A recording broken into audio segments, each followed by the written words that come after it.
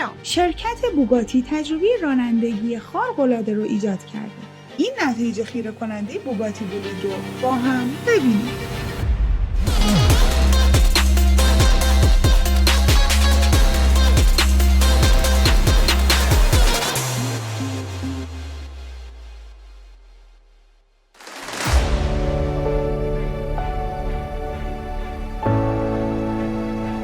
بوگاتی بولید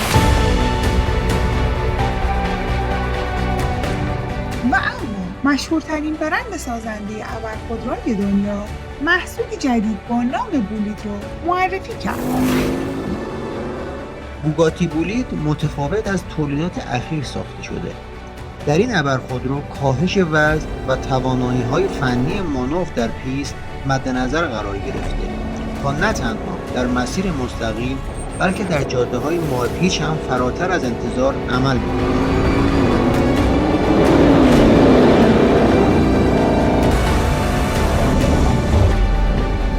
بولید گویی از کهکشانی بسیار دور اومده. در واقع چیزی بیش از آنچه در برخورد اول به نظر میرسه وجود داره.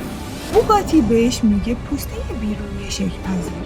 تکنولوژی که باعث میشه هوا در اطراف ماشین بهتر از قبل جریان داشته باشه.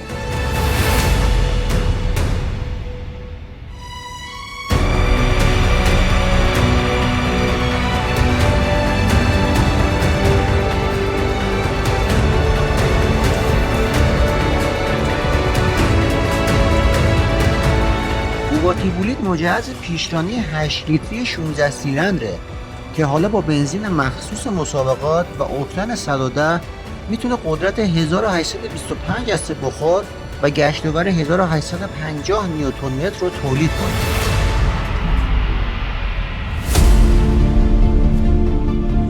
این مدل با وزن خالص 1240 کیلوگرم میتونه در زمان 2 ثانیه و 17 صدم ثانیه به سرعت 100 کیلومتر بر ساعت برسه.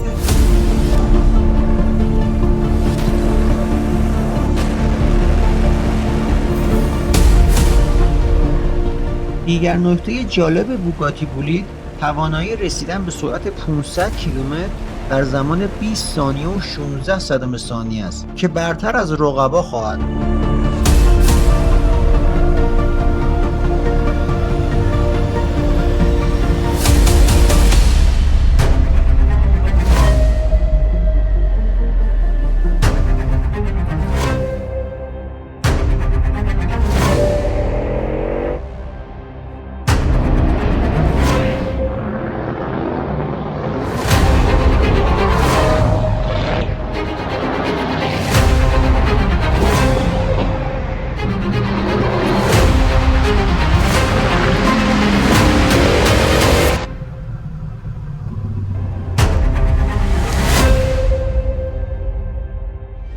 امیدواریم که این قسمت برنامه خوشتون اومده باشه.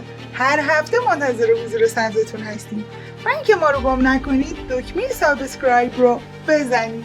برای روحیه کاری لایک و کامنت یادتون نره. دوستتون داریم.